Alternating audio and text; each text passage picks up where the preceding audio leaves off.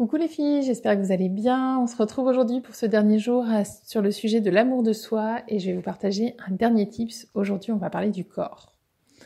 Alors pour celles qui ne me connaissent pas, moi c'est Magali. J'accompagne les femmes et les mamans à venir se reconnecter à leur pleine puissance, à venir s'épanouir en étant en accord avec leur tête, leur cœur et leur corps et vraiment à reprendre le pouvoir sur leur vie, à redevenir actrices de leur vie pour être vraiment dans une posture où ça leur permet de choisir comment elles gèrent leur quotidien, comment elles vivent les événements de leur quotidien, qu'ils soient positifs ou négatifs.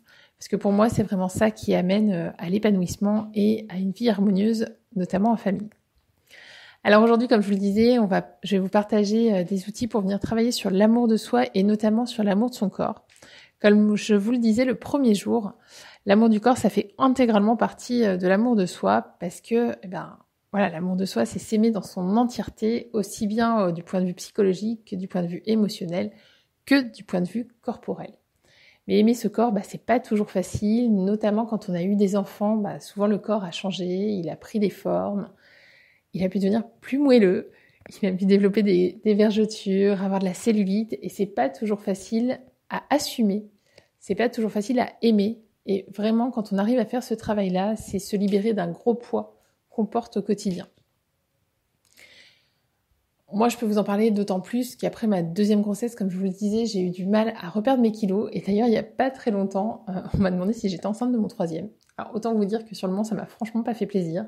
Mais ça m'a donné encore plus envie de venir parler avec vous de ce sujet. Parce que je trouve ça dingue de vivre dans une époque où le fait qu'une femme ait un petit ventre, ce soit tout de suite signe qu'elle est enceinte. Mais en fait, le corps n'a pas besoin d'être parfait. On n'a pas forcément besoin d'avoir un ventre plat pour être heureuse. Et c'est pas parce qu'on n'a pas un ventre plat qu'on est forcément enceinte.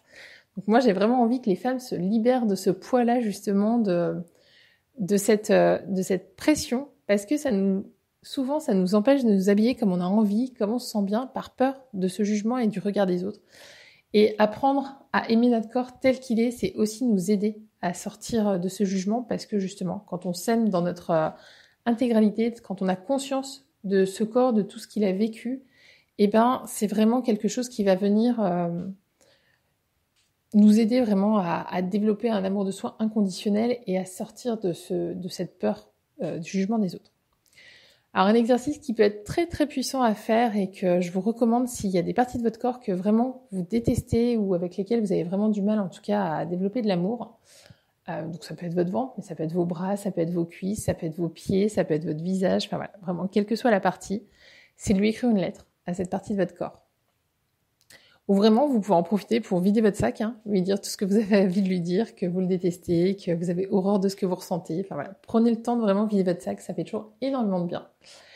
Et petit à petit aussi, vous allez voir que plus vous allez vider votre sac, plus vous libérez de la place dans votre esprit pour prendre conscience aussi de tout ce qu'il y a derrière. Par exemple, voilà, je vais rester sur l'exemple du petit ventre, enfin plus ou moins petit, mais en tout cas du ventre qu'on peut avoir et avoir du mal à assumer.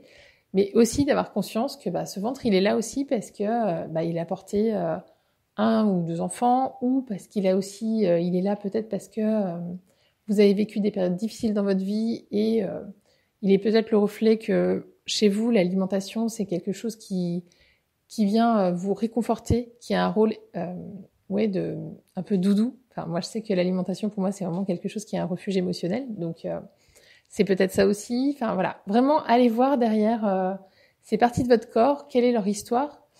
Et aussi, à quoi ça vous sert dans votre vie? Quel est le rôle qu'ils jouent dans leur vie?